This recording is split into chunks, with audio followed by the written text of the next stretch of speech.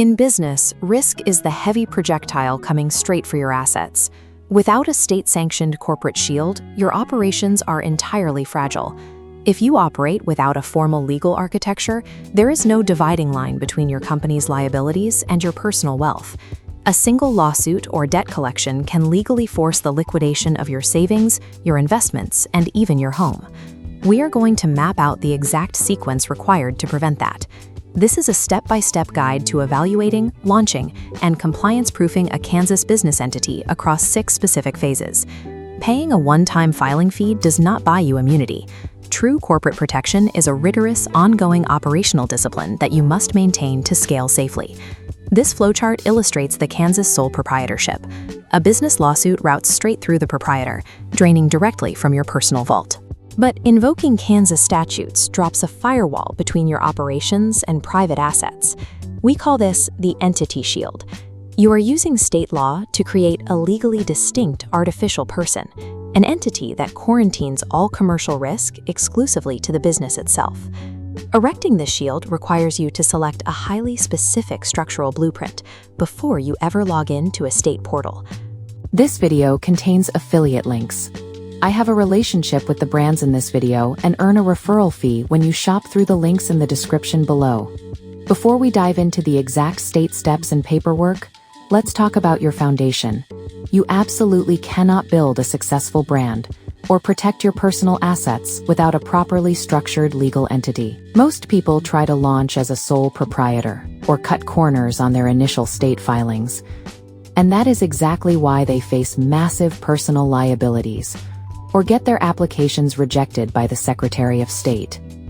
Your business must be a legitimate, separate legal entity. That's where Busy comes in. Busy is the absolute best formation service out there, handling your entire LLC or corporation setup for just $0 plus state fees. They take care of all the heavy legal lifting for you, filing your official articles of organization, providing your legally required registered agent service, and setting up your ongoing compliance alerts, so you never miss a state deadline. This step is non-negotiable if you want to operate legally and protect your wealth. I've linked my full in-depth review of Busy in the description, so you can see exactly why they are my top recommendation. Make sure to use my link down below to register your business through Busy today, which will also unlock exclusive discounts and perks. Get your legal foundation handled first, and then let's get into the step. Operating as a sole proprietorship leaves your net worth entirely exposed. Establishing a formal entity shield is the non-negotiable prerequisite for long-term wealth preservation. Comparing the Kansas LLC and C-Corporation, the LLC offers operational flexibility, no rigid board, and pass-through taxation directly to your personal returns. The C-Corp is an institutional vault for raising venture capital, but carries a severe warning: double taxation. In a C-Corp, profits are taxed once at the flat corporate rate, and then taxed a second time when distributed to you, the founder, as personal dividends. You must align your legal structure with your exact revenue model. Choosing the wrong entity type traps you in an expensive tax inefficiency. The S-Corporation is a federal tax modification applied via IRS Form 2553, rerouting your internal tax pipeline. Instead of exposing all profits to a 15.3% self-employment tax, the S-Corp bypasses this by bifurcating income into 2 distinct pipes, a W-2 salary and an owner distribution. By paying yourself a reasonable, consistent salary, you satisfy the federal payroll tax requirement on a portion of the money. The remaining profit flows through the distribution pipe, legally bypassing that 15.3% self-employment tax altogether. The S-Corp election acts as a high-level tax arbitrage tool, allowing founders to mathematically optimize their combined federal and Kansas state tax liabilities. We transition to digital execution at the Kansas Business Entity Search Station. Your first action is querying this database and clearing a distinguishable business name. Once cleared, you submit your articles of organization for an LLC or articles of incorporation for a C-Corp directly through the state's CanAccess portal. This filing requires you to designate a Kansas resident agent. This must be an individual or service with a physical Kansas street address, available during normal business hours to accept legal service of process. The transaction concludes with an $85 online filing fee.